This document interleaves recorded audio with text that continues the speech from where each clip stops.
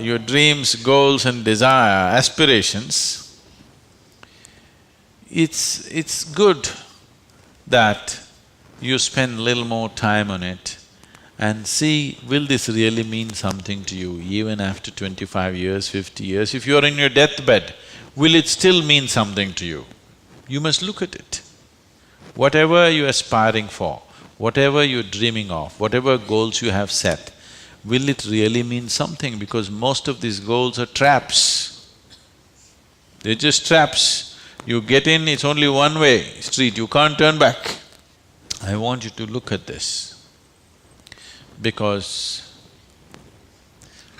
many of them are older than you. You ask them what they dreamed of at 18, they're fortunate it didn't come true.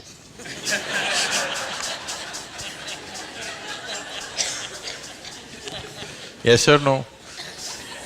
If everything that you desired and dreamed came true in your life, could you live with it?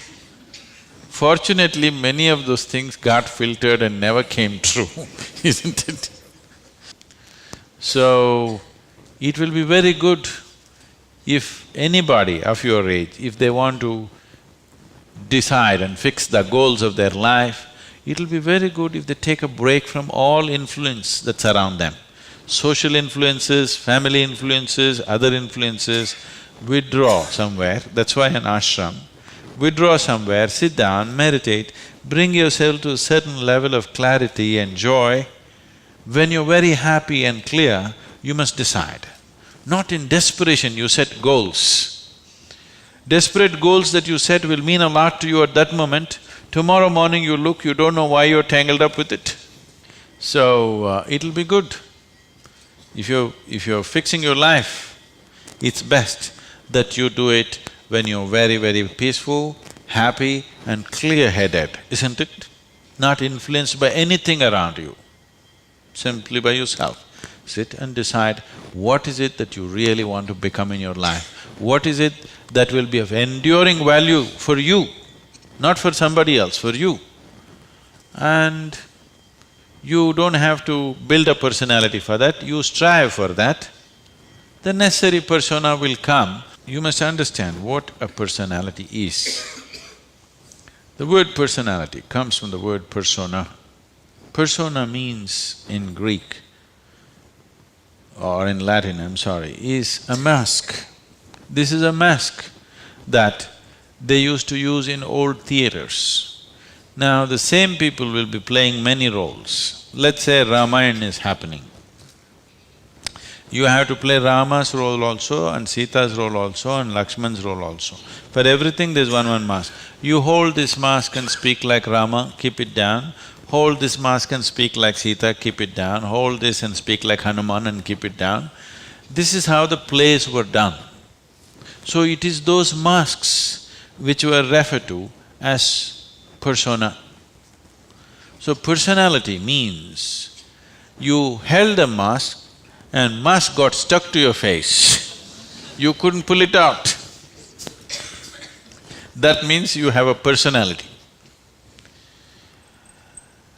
Personality is something that people are trying to develop because they have no sense of being.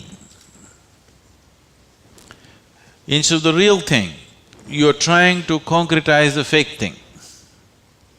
If you are in touch with your being, why do you want a personality? It's not necessary. You can be a different kind of personality in different places. You are actually already. Or are you stuck with one personality? Some people are. People who are simplistic in their head have only one personality. Others have different personalities in different areas of life, isn't it? If you had seen me before like 1999, that is before the consecration of Dhyanalinga, I was a completely different kind of person, okay?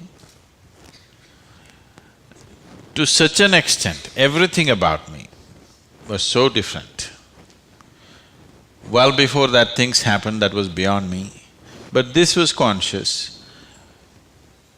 At that time I was single-minded towards a certain purpose, I was in a certain way. So after… I never thought I will live beyond that. but somehow things happened. Then I thought, okay, now that the work is over, let me change my personality completely.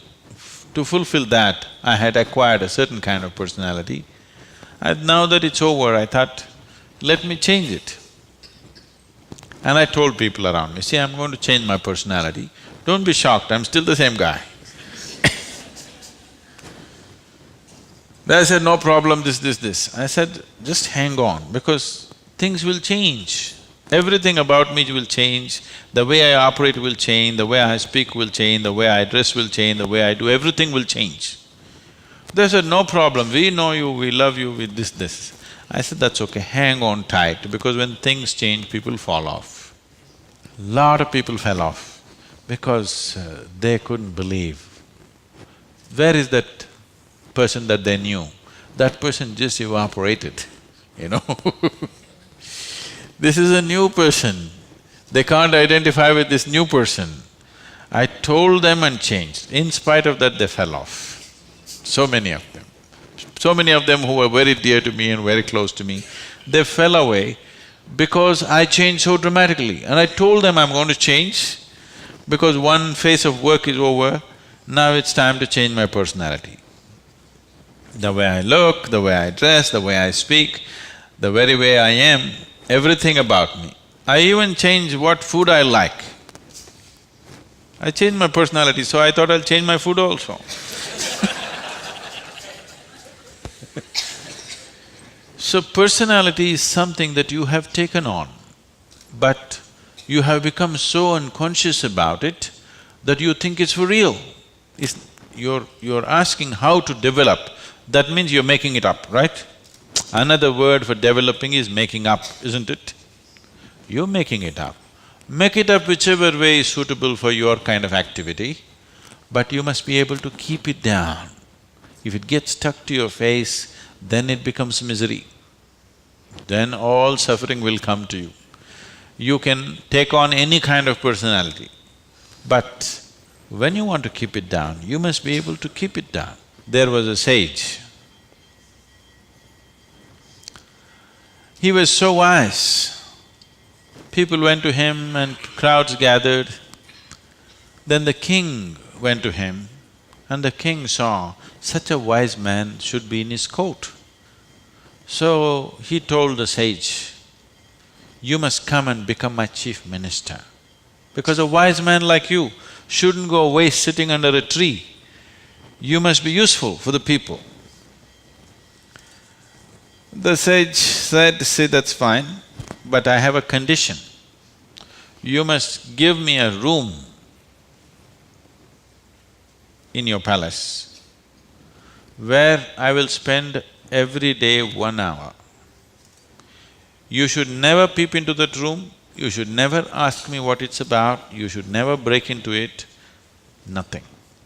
This room should be left unexplored by yourself, your servants, your secret agents and everybody. King thought, that's not a problem. What's the problem with me? You want your room, why do I want to look into your room? Take it. Then whenever any important meeting is to come, this man who's sage, now who's become a minister, so he's wearing appropriate clothes for the palace, but he goes in to this room and locks himself for 1 hour and comes out. A few months and years passed, but then after that king's curiosity, it even got us to Mars. He wants to know what the hell is he doing inside. So rumors started all around, oh, he's doing something, he's got somebody inside, maybe he's an enemy agent, he suddenly landed here, what is he doing there, what is he doing there? Everybody, the whole palace started buzzing around with what is he doing in this room.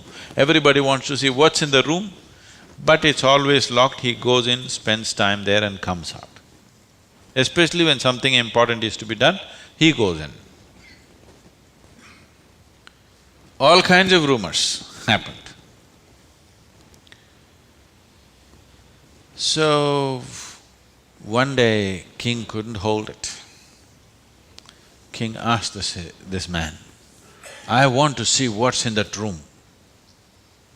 He said, "Well, there's a promise you've given me. If you break the promise, I will leave." So he contained it. He doesn't want to lose the man. He's too wise. And then his other courtiers started talking, "How can you allow this? We don't know what's happening inside. It could be dangerous, it could be this, it could be that." One day when he was not there, they broke open the door and went inside. They looked around, the room is empty, no furniture, no nothing, just empty room. They looked, nothing. Then what does he do here? Then in one corner they saw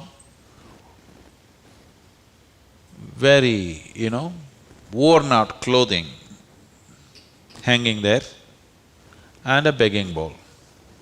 They went. They couldn't make out what this is. Then he came in. He said, "Well, you wanted to see, you have seen."